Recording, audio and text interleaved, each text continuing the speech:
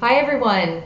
I have the deep pleasure to spend a couple of minutes here today with Beatrice Birch, who is the founder and board president of an incredible place I have actually just recently learned about called InnerFire. I have been thinking about it pretty much nonstop since I learned about it. I couldn't be more excited to bring into your awareness, what this incredible woman has created. So I want to tell you a little bit about her. I want to tell you about the space that she has manifested, and I want to really brainstorm about what's possible, from this launching pad. So Beatrice is, as I mentioned, the InnerFire founder and board president. She's worked as a Hauschka artistic therapist for more than 30 years in integrative clinics and inspiring initiatives in England, Holland, and the US, where, of course, the whole human being of body, soul, and spirit was recognized and embraced in the healing process. And this is so much where our work overlaps. I remember reading her bio and thinking, I already love this woman. So she has lectured and taught as far afield as Taiwan, and her passionate beliefs in both the creative spirit within everyone and the importance of choice. I want to talk about that, along with her love and interest in the human being, has taken her also into prisons, where she has volunteered for many years, offering soul support through alternatives to violence work and watercolor painting. So Beatrice, welcome. Thank you very much, Kelly. Absolutely. I want to dive right in, and I want to talk about how it is that we can meet in this space. We recently chatted, and how is it that we can meet in this space of complementarity and synergy, but have come from such different places? You sound like you were enlightened in the womb or something, like you just sort of came out this way, and everyone listening probably has some idea that I'm a newbie to the truth in many ways. So tell us a bit about how it is that you've come to feel convinced, that helping this population of those struggling and suffering through different stages of their lives, having been labeled as mentally ill, having been marginalized societally. How did you know that this was what you were meant to do, and how did you come to the conclusions that you seem to have come to, which is that there's a lot more to the story of healing than just a prescription? Yeah, I love your questions, Kelly. Yeah, Kelly, it's I think when it comes down to it, it has to do with my view of the human being. Yes. Yeah, we are not victims. We certainly can feel victims at times, but in fact, we're creators. We have choice, which the animal kingdom does not have. And if you can see in our society nowadays, everything is being reduced. So, for instance, when I hear people talk about mental health, yes, it's a reductionist view for soul health. Yeah. And it's because, and it's very interesting, having worked for so many years with the Hauschka artistic therapy, you're always looking for the creator in the person. And once they can tap into going into a realm, some people who have never painted before, it's a very, very vulnerable realm. Even for artists who I've worked with therapeutically, who would say to themselves, well, I really am an artist. I know I should be able to do this, but we're working on a whole different part of ourselves. So it's about freeing ourselves from a kind of a spell that we've allowed ourselves to be put under, you could say, in a way. And how I got to do this, Kelly, if you had met me 20 years ago or 15 years ago and mentioned me doing something like this, I might look at you as if, do you know something I don't know? Because it was not in my plan. Okay. Not that I had a life plan, but they don't work anyway. I had a way of throwing you some curveballs. But really, it was when I was working at a rehab in Vermont, and the people there had noticed that the individuals I worked with really began to change in many ways. And I know that had to do with the fact that I was meeting them as thriving human beings, not as labels. And even that in itself, called up something in them. And then I started getting individuals, Kelly, coming to me and standing in front of me saying, I hate being medicated, isn't there a choice?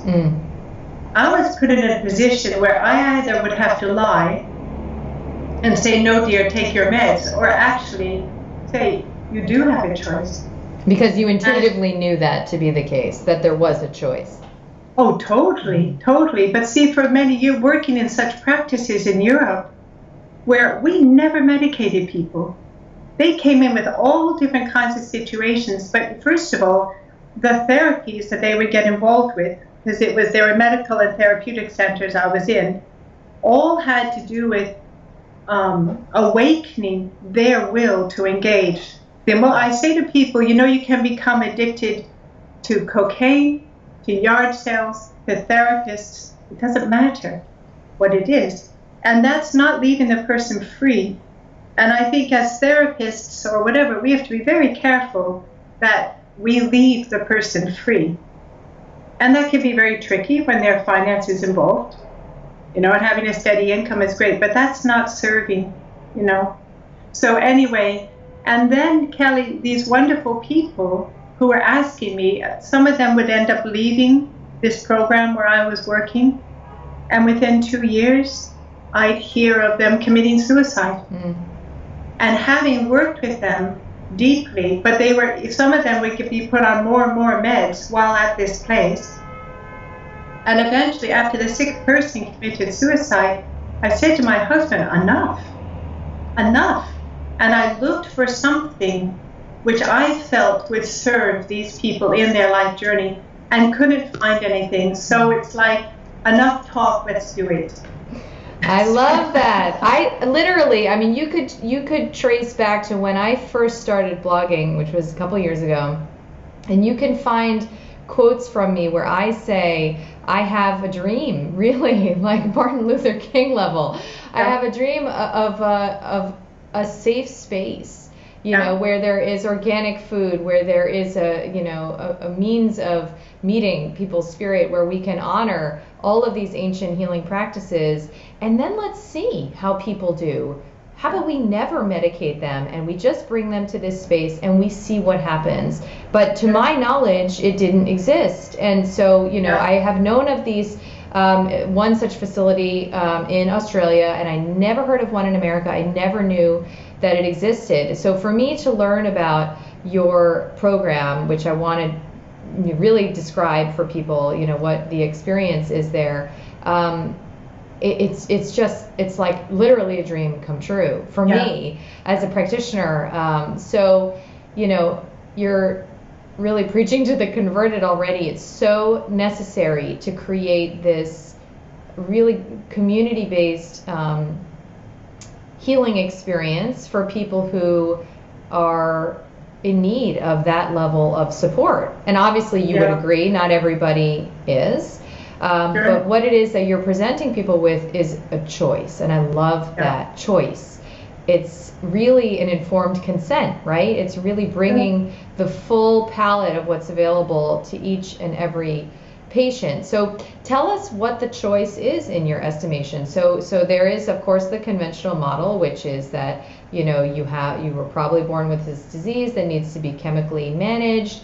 You would be really reckless, if not irresponsible, to not take your medication, and unfortunately, you're going to have to do that for the rest of your life. So that's one choice, and there's a philosophy, of course, underlying that, which is that the body and the mind can break, and that they need help from the outside. But you embody something quite different philosophically. Well, and actually, Kelly, what's really important is for people to know it's not theory. It is not a nice idea. It's a reality. Yes. And I have seen this for 35 years of practice. And what happens with these meds is that the spirit cannot enter the body, right? The soul has been so, either through trauma, contracts, and you get stuck in the in-breath, yes. As a soul gesture where you can't breathe out. You're afraid of, if I breathe out, afraid of letting go because I'll fall apart, right? We know that. We say that to ourselves, Or if I've been abused from an early age, I am going to get out of this far as I can, you know. So it's how do we help through the therapies, through the practical work, which is what we do here, to get us out of our head. In my experience, psychosis arises when we get stuck in our head. I mean, listen to how we laugh. When was the last time you had a belly laugh and really laughed? It's always these he laughs. Yes. Yes. And you're definitely, at InnerFire, everyone knows they're allowed to cry. Crying is a way of letting go, of breathing out, you know? So it's all about helping to what the soul needs to begin to breathe again and dare to come in from the perimeters, you know, from the periphery, or to breathe out from the center, to let go, so that we can enter and do the work we need to do in this world. And it totally is a load of rubbish that we were born with brain chemistry. As any intelligent person knows, we have no idea. The brain is more complicated than the universe, and it's total rubbish. I'm laughing. I'm sorry, dear. You're the chemistry in your brain. And it's very interesting because, Kelly, I have to really persuade people when they come here. I say to them, your soul informs your brain. As long as we tell people it's the brain, it's like hands off. Yes. No one understands the brain. So as long as you tell other people it's your brain, then you have them in the palm of your hand. That's right. That's right. And it's not true. And if we begin to really work on this deeper soul level, so for instance, in the mornings, we have, first of all, the rhythm at InnerFire is very important. Yes. Establish a rhythm. You can think where there's order, there's freedom. If we have a chaotic outer life, it's very difficult to develop an inner life of substance. Yeah. And so everyone knows, first of all, there's no smoking, there's no computer, there's no cell phone access.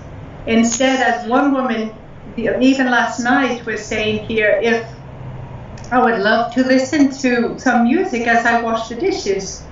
And the guide yesterday evening, said, well, why not sing? She ended up singing these beautiful Joni Mitchell songs, you know, and everyone started singing with her. So we created ourselves here, you see. And so, for instance, so you start in the morning, you come for breakfast by 7. And then after 7, we do the washing up, and then we go for a walk. We go out into nature. It doesn't matter what the weather is. Yes. Because that's like our soul life. Sometimes it's rainy, sometimes it's cold, sometimes it's hot. It doesn't matter. You go out, and then we come back and we have what we call a morning circle, where we touch in with how we're doing, and then, very, very important, what are we grateful for? Because we can get so wrapped up in ourselves and the challenges we're going through that we forget to be grateful. Absolutely. And then people either go and work out in the garden or in the forest or in the kitchen where they learn how to cook properly, and we focus on the GAP diet, which is high protein and fat, organic. I mean, to be honest, we have a 5-star restaurant here. It's the best. No, I noticed that. You can't get better. And of course, in Vermont, there's so much locally grown, and we have people down the road who grow grass-fed, whatever it is. So it's not vegetarian, even though I am vegetarian. But and also learning how to clean the house properly, to give back to this shelter, And then in the afternoons, then we have lunch and a rest time for an hour. 3 days of the week, people receive a liver compress. So our liver is the organ that deals with toxins, as you know, and it likes bitter. So the bitter herb, the yarrow, is the herb we use to put a compress on the liver. And then the person is swaddled. And that can be very tricky at first. But everyone eventually settles into it and really appreciates this experience of being cared for, very simply. And then they sleep sometimes during the middle of the day then. And then at 2 o'clock they get up and they go to either movement therapy, movement therapy known as eurythmy or spatial dynamics. There's also speech arts, which is not the traditional speech therapy, but it's quite remarkable what happens with that. And then I continue to do the artistic therapy using either clay or watercolor or pastel, depending on the person's personal situation. So, and there's guidance. So everyone is very uniquely met. And then after the therapies in the afternoons, and then we also have something biographical work, which is a wonderful way to look at your life, rhythms and patterns. So it's not whether it's good or bad, easy or hard. It's not black or white. There are so many nuances in life. And to be honest, to be a human being is complicated. Mm-hmm. And the pharmaceutical world would have us all like robots, having no feelings whatsoever. And if we do, it's wrong, which is again a load of rubbish. You know? I'll never get over the fact that tearfulness, tearfulness is literally a symptom. It's literally considered a pathological symptom. One of our most primal expressions and healing, sort of soul-based experiences is literally considered by psychiatry to be a pathology. It's an amazing statement, right, about how far flung we have become, as you know. Totally. And so for people to be able to, if they're feeling depressed, to actually say, and when, and you must find this, Kelly, too, when you really go back to when did this begin? It could have been, one person was saying when his father was going into triple bypass surgery, he was feeling sad. Mm. And his father didn't know how to handle it, so sent him to a psychiatrist. Amazing. And he's been medicated ever since. This man was sad, young boy. He was sad. He was worried. But I have so many stories like this. It's like the person was unhappy. How do we support people? But instead we don't. We just medicate. And as you well know, one medication leads to another, to another. And then the chemistry in the brain changes, for sure. Yes. But the beautiful thing is as people, you have to be here InnerFire for 3 weeks before you even begin to take her. Yes. And then we have a psychiatrist who is wonderful in helping decide the tapering process. But gradually, and of course, the experiences of coming off these meds is horrific. And I think one just has to accept it is going to be hell warmed up. It is. So let's take note. See what happens as you do it, but keep going. Stay engaged is the key thing. It's a birth canal. It's a birth canal. So I interrupted you because you were painting this. I felt like healed just listening to this schedule. So we were at 2:00, and I wanted to talk about the rest of the day. Thank you. And then they have therapies until 6. So and also during that time they would use the infrared sauna. Particularly in the winter months, as a way of detoxing. And then each night of the week they have a different activity. So Mondays is an evening that I carry where we have an appreciation evening, which is where you go around the circle and you say what you appreciate about each person. And then very importantly, and the most difficult at all typically, is what do I appreciate about myself? Mm-hmm. Yeah. And then you also have a chance to share if you have an apology to make to somebody. So we're in a small community. We can step on each other's toes, but that's life. And so maybe I was impatient with you 3 weeks ago, Kelly, and I've been carrying it, and I want to say I'm sorry. Yes. Now, it's not a time to discuss it, to work through, but it's a bit like claiming your voice. And then we also have a chance to share if I have been hurt.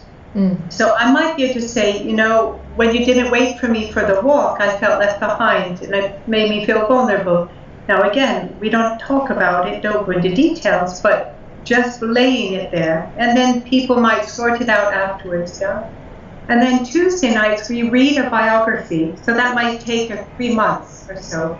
But it's important for people to listen to other people's stories and to see, being a human being, there, as I mentioned, ups and downs, traumas. How did this person get through it? But they did, you see. And then Wednesdays we have drumming, and also the musician who comes and works with us, he also plays the kora. So up until the new year, people are just simply listening to this beautiful West African instrument. Amazing.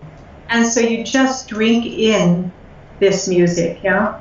And then Thursdays we have singing, and Fridays we have knitting. And so that's for about an hour and a half after supper. And then they go home, go back to their rooms. And on weekends, Saturday and Sunday, they clean their own rooms and so on. And then they always have a hike. And then in the evenings, Saturday and Sunday, they're out hiking in the afternoons in all weather. And we've never had a seeker who complains, about that. And then there are different sort of activities in the evening. They can do yoga, they can just journal, they can play games. We leave it's a bit freer. There is a form to it, but it's a bit freer. But I'd like to maybe mention, Kelly, why we call people seekers. I was just going to ask. Yes, please. So for many years, I've worked in maximum and medium security prisons as a volunteer. I used to say to the guys, you won't want to get out, but I love coming in, and I did, because you really meet so deeply, in ways that we rarely are able to meet in our busy lives outside, But one day, a young man named Ian came to me and said, I was trying to write to a friend on the outside about this art class. I was watercolor painting with her. And he said, it was so hard to describe what happens in this class. Eventually I wrote to my friend, it's an art class, but it's really a spiritual class. And then he said to me, this is what I was looking for on the outside. Isn't it strange I had to come to prison to find it? That's incredible. And I thought, oh my God, you all are seekers. You're all looking for something more than this fast-paced, superficial, materialistic life. And so when I was, when InnerFire was being formed, and I thought, well, what are we going to call people who come here? I'm not going to call them clients or patients or residents, Right. And I thought, we call them seekers, because they are searching, and they are, they're wanting, and seeking is a verb, yeah? To be a seeker is a good thing. And when one man turned up and was telling me about his life for an interview, and he began by saying, well, I'm schizoid affective and this, and I listened for a little bit, and then I said, I'm not actually interested in your label. I'm much interested in who are you? Yes. And what are you looking for? And that was what was so, and then I said, and actually, we call people seekers who come here. And you could see, and almost everybody, there's this sudden flash in their eye, as if I'm not a label. I'm actually a striving human being. It's a rehumanization, absolutely. Yes. So, but it is an amazing experience, and it is a birthing, as you just said. They've been given their physical birth by their mothers, but now they birth themselves. Yes. And so really all of us, the guides and therapists here, men and women here, we're really like midwives. Yes. They have to do the work. They have to do the breathing. They have to keep themselves engaged. We can't do that for them. That's right. And when you're used to taking pills, that can be something that takes a while to get used to. That actually, it's your work, but we'll help you. And with one man, as he was really, I'm also a gardener, so, and I picture, it was as if he was wrapped so tight as a rosebud, like when he came. And as time went on, it's as if these petals began to open, and out he began to rise up above the husk that held him tight. And you become quite exposed, and that can be scary, But he's only blossoming because he's ready. Right. He can dare to let go of these protective layers and come out. And it's, the real person begins to stand up. And there are moments during this year because, you're allowed to scream and shout. And people say, it's the first place I've ever felt safe. They know we're not going to send them to a hospital. They can cry. They can go outside and scream. We're on a dead end. So you can scream if you need to scream, but stay engaged. Yes. You see. So it's a total honor. It's remarkable to see what I would call the resilience of the human spirit. Even though you've been medicated for all these years, you can blossom. You can blossom. And as we give that human spirit the opportunity to get out from under these meds, it's remarkable what happens, Kelly. It's totally remarkable. And every time somebody walks through the door, it's like what's going to happen. I just said that to a patient this morning, when we begin the process, as much as, there might be some apprehension, I feel this inner kinetic experience. I can't wait to see what's coming, because truly it's something that you can't envision, right, from the starting point. And that's by definition why it's so glorious, because when you secure your life, all the controlled variables, and you think, as you said, that you have your plan laid out and you've gotten your mental illness under control and you know where your doctor is and you take your prescriptions to CVS and you're just going to go to work and punch the clock, then the future is really rather binary. It's good things that happen or bad things that happen. And you're doing your best to make more good things happen, right? But when you move through this kind of process and you have this kind of awakening, which you and I would both acknowledge is really in many ways facilitated by the withdrawal process from these medications. So it's the journey they had to go on, to wake up.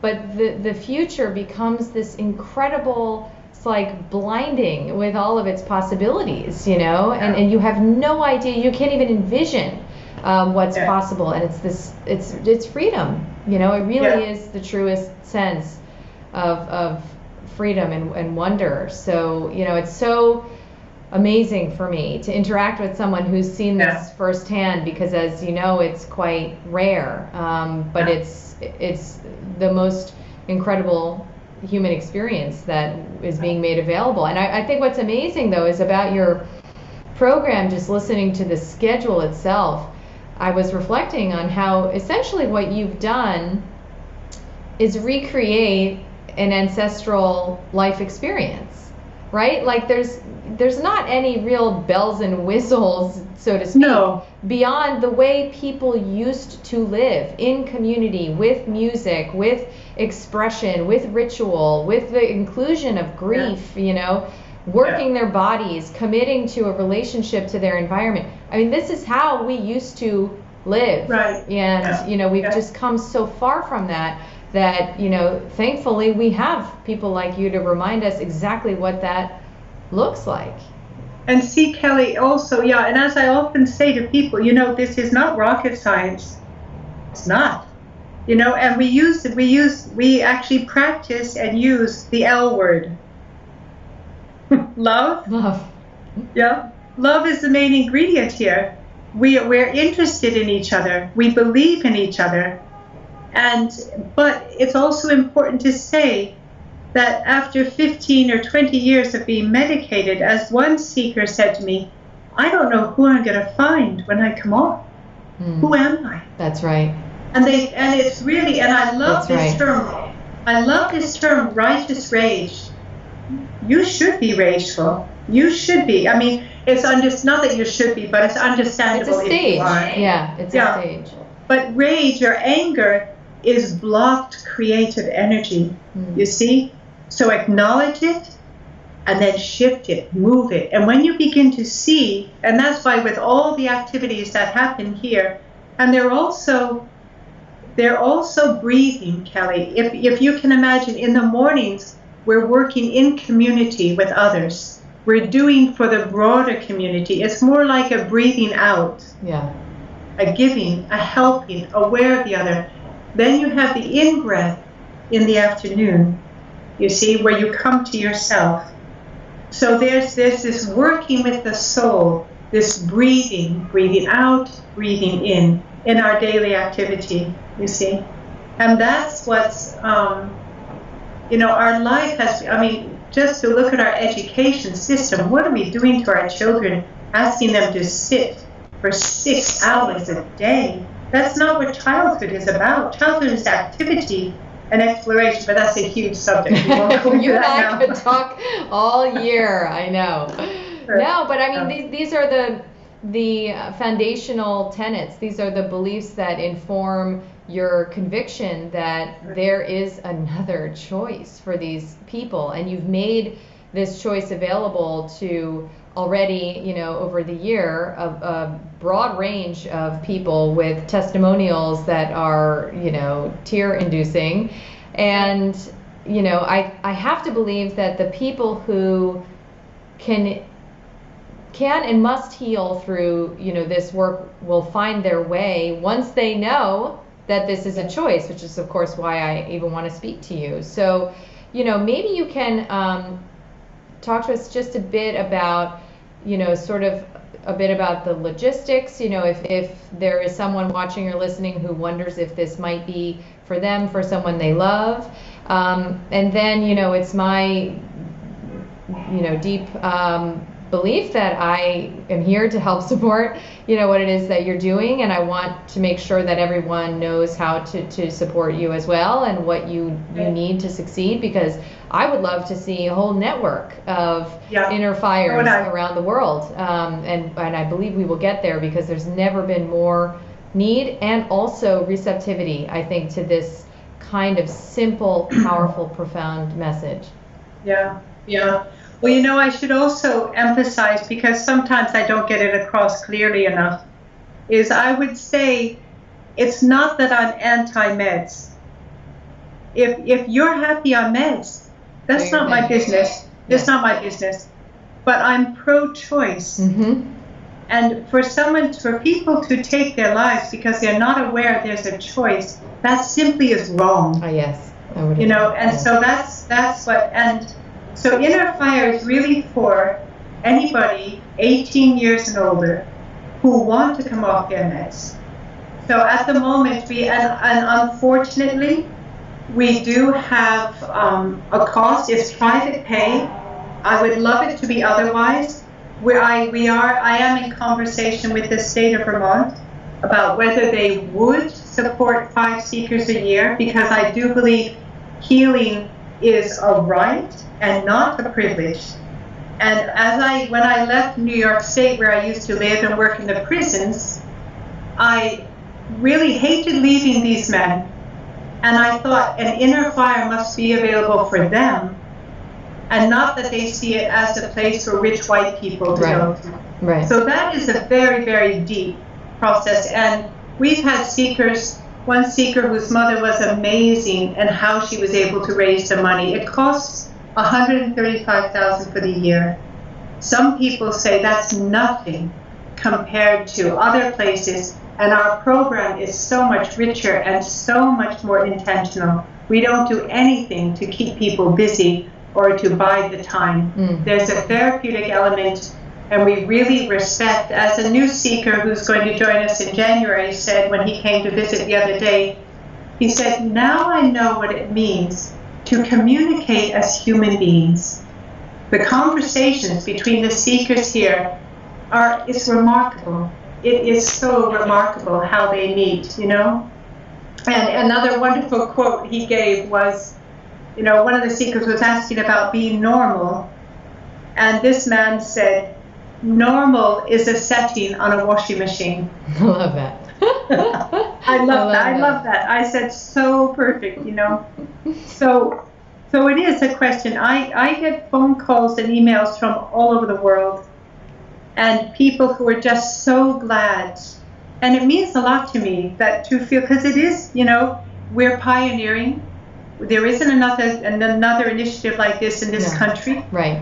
And I would love for there to be more and more, but we've got to get this one established as the mother. and then for sure go out and help establish other ones. And then there's some wonderful people who will phone, and then they ask me the question, how much is it? And it's like, well, to be honest, I don't want to tell you, and it is very hard for me to say, I don't want money to be the reason for you not to come, but yet, we have people who are working here for volunteer, and they've left good jobs with benefits to work here because they believe in this, And so nobody's getting rich by working here. That's the one thing. But so we have what we call a support a seeker fund. And it would be so wonderful if, even, for instance, one woman who lost a son to suicide because he didn't know there was a choice, she made a donation to the fund to give somebody else the opportunity her son never had. So there's that population of people who have lost loved ones, But if people would donate to this fund and let someone who could never imagine coming to InnerFire come, and eventually we hope that no one will have to pay, that we'll have such a big jackpot, pot of gold, so to speak, that we could just draw from that and support it. It should be a right, And then on the other hand, in the field above the farmhouse where I'm sitting now, where we have beautiful plans for an InnerFire home, and the limit would be for 12 seekers. And so we've raised around $500,000, and we need another 8. And we're going to use the 500, and we've got to start to build and lay the foundation in the spring after mud season, which we have 5 seasons in. And so then hopefully we'll be able to have everybody in one building, which would be really wonderful. And at the moment, the seekers are also busy building a greenhouse, and we've got some gardens going, and so up in the field. So we're already up there. So donations to support that.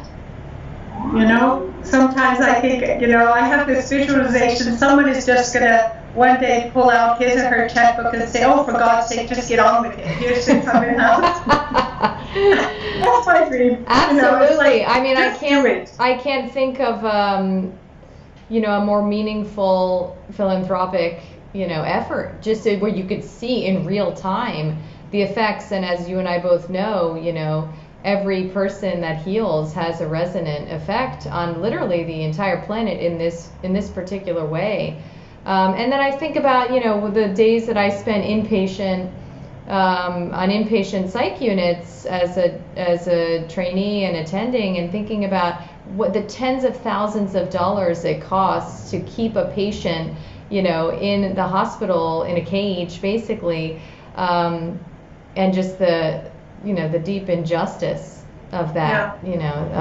Of course, because it's just a revolving door of dependency, whereas you are graduating people from this program and they're flying from the nest on their own forever. I mean, well, yeah, and Kelly, we're $375 a day. The state pays nearby at a residential home $836 a day. Wow.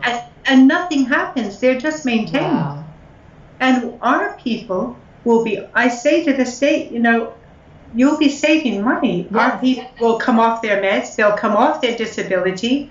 They'll eventually re-engage in life as tax-paying citizens. I mean, how can you lose? Yes. Yes. In a way. And so I see also InnerFire as like just a homeopathic drop. We're only a drop in the ocean, but we're potentized. Yes. That's all I can see. I love that.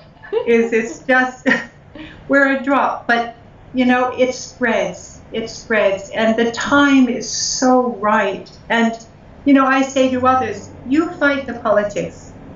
I'll work with the people in the meantime. And it's only, at the moment, we can only have 6 people. Eventually we'll have 12, but and I'd love to work with people who are coming home from war with awful, awful experiences they're trying to digest, with people from prison, anywhere. It must be open for all people, regardless of their religion, their race, their whatever. I want us to meet simply in our humanity, support each other. Yeah. So beautiful. You're such an inspiration, and I'm so, honored to spread the word and, to just even make people aware that this kind of healing is possible, because I think that's sometimes the greatest service, just to create, as you said, the awareness of the choice and possibilities. So thank you so much for everything you do, for your time today, and we'll make sure people have the links available, and we'll take it from there. On we go. And Kelly, I must say, it's such a pleasure to find you as a colleague. It's very, very exciting to find someone, and I love your book.